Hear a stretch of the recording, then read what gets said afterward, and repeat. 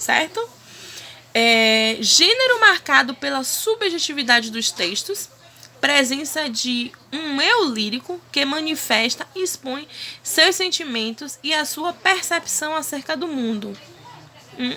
Não é essa, tá? Essa tá certinha. É um gênero marcado pela subjetividade dos textos, porque ele fala, né, de amor, aquela coisa toda.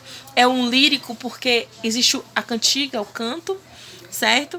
E manifesta os sentimentos da pessoa do homem amado, da mulher amada, né? Ou do homem, desperta os sentimentos. Então, tá certo. O que a gente quer é a incorreta.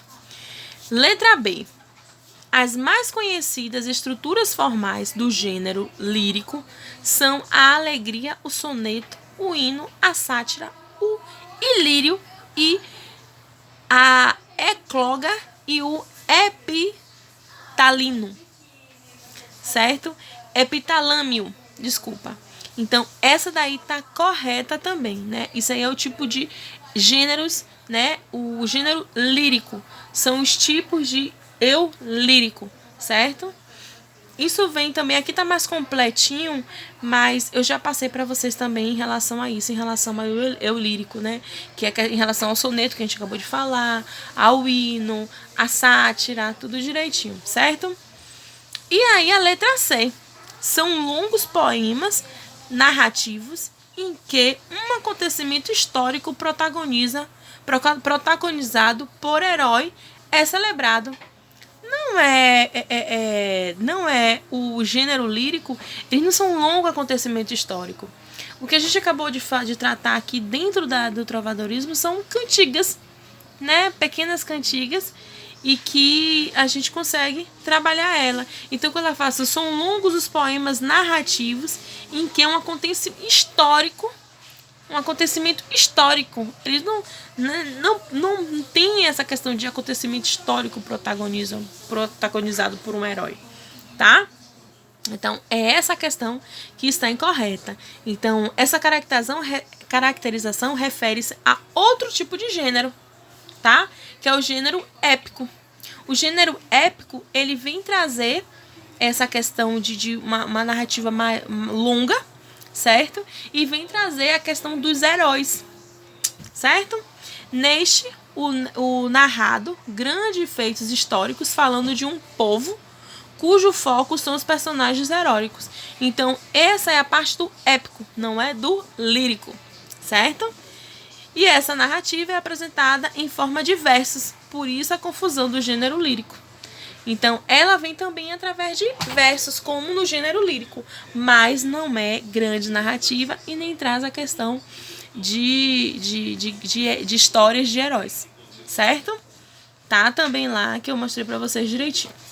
A letra D. Nota-se, no gênero lírico, a predominância dos pronomes e verbos na primeira pessoa e a exploração da musicalidade nas palavras. Com certeza, gente. A música, ela vai interferir sempre no trovadorismo. Elas vão dar ali, ó, ligadinhas. E letra E. Os poemas do gênero lírico podem apresentar forma livre e estruturas formais. Então, qual é a resposta correta à letra C? Certo?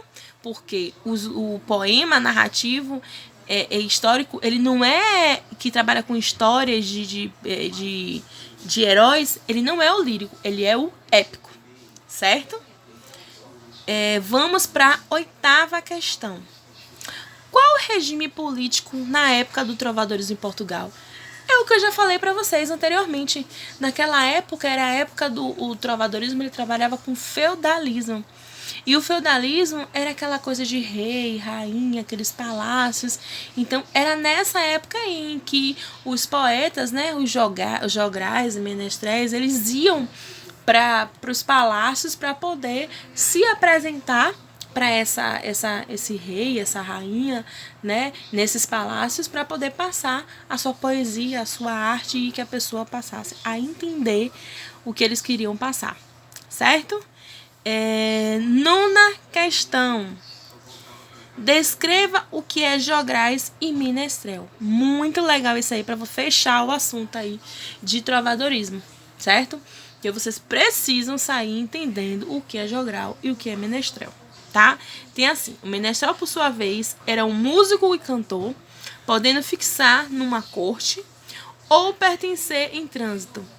Esse termo foi substituído de pouco a pouco e denominado jogral. Então, gente, o menestrel tem um menestrel e tem um jogral. Um escrevia e o outro cantava, certo? Um escrevia, o outro cantava e o outro tocava.